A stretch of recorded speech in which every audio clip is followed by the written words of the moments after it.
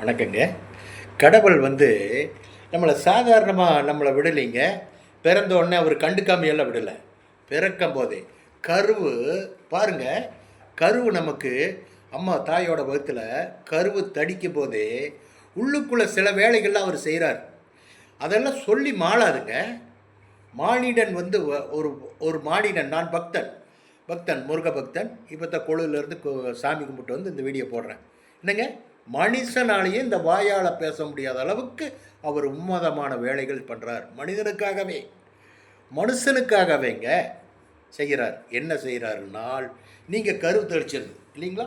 கருவு தெளிச்சதுக்கு அப்புறம் கருவு தெளிச்சதுலேருந்தே அந்த குழந்தைக்கு என்னென்ன தேவையோ எல்லாமே உள்ளுக்குள்ளே பண்ணிகிட்ருக்கார். தாயோட உடம்புல பண்ணுறாரு. என்ன பண்ணுறாருன்னா, ஒரு தொப்புள் கொடி உறவும் அந்த இதுக்கும் கனெக்ஷன், உணவு குழாய்க்கும் கனெக்ஷன். அம்மா என்ன சாப்பிடுதோ சத்துள்ள உணவு அந்த குழந்தைக்கு போயிட்டுருக்கு. அந்த மாதிரி பண்ணுறாரா. இன்னொரு விஷயம், சயின்டிஸ்டெல்லாம் என்னங்க சயின்டிஸ்ட்டு இனத்தை கண்டுபிடிச்சானுங்க? மனுஷனை பற்றி எதாவது கண்டுபிடிச்சிருக்கானுங்களா? மிஷினை கண்டுபிடிச்சானுங்க. என்னங்க, மிஷினை படிச்சு உண்டா பறக்க ரக்கை கண்டுபிடிச்சா, இரும்பு கண்டுபிடிச்சா, மனுஷனை பற்றி எவன் கண்டுபிடிச்சிருக்கான் சொல்லுங்கள் பார்க்கலாம். இப்போ ஒரு டாக்டர்கிட்ட போனோம்னா போனோன்னே உனக்கு இந்த வியாதின்னு சொல்கிறாரா அவர்? நீ இந்த வியாதிக்கு தான் வந்திருக்கிறேன்னு சொல்கிறாரா?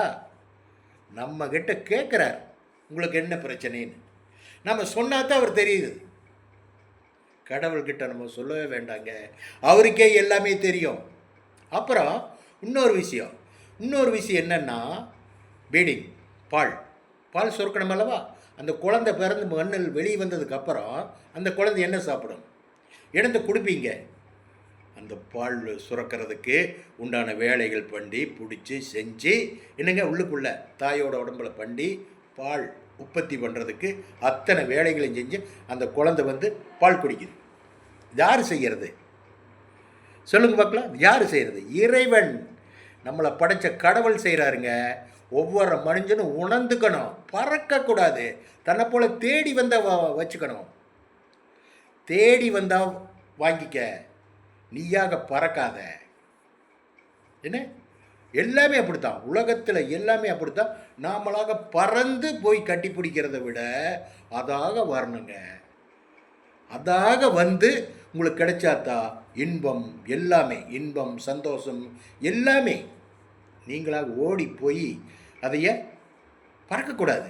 ஒட்டுறதான் ஒட்டுன்னு சொல்லுவாங்க தெரியுங்களா? என்ன தான் அந்த எண்ணெய் போட்டு வரணும்னா ஒட்டுறதான் ஒட்டும் அப்படின்னு சொல்கிறாங்கல்ல, அதே தான் இது. வாழ்க்கையில் கடவுள் தாங்க உயர்ந்த மனிதன். உயர்ந்த நம்மளை ஆண்டுட்டு இருக்கிறவன் கடவுள் தான். அவரைத்தான் நம்ம வழிபடணுங்க. காலையில் எழுந்திரிச்சோன்னா அவர் வழிபட்டு அவர் காட்டுவார். நீங்கள் ஒரு 15 நாள் உண்மையாக கடவுள் எழுந்திரிச்சு காலையில் கல்புரம் பொருத்தி வீட்டில் கும்பிட்டு பாருங்கள். 15ஆவது நாள் உங்களுடைய வாழ்க்கையில் மாற்றங்கள் நிறைய தெரியும். வச்சுட்டுங்களா? பாய். இறைவனை நம்புங்க. இறைவன் தான் எல்லாமே நமக்கு. என்னம்மா?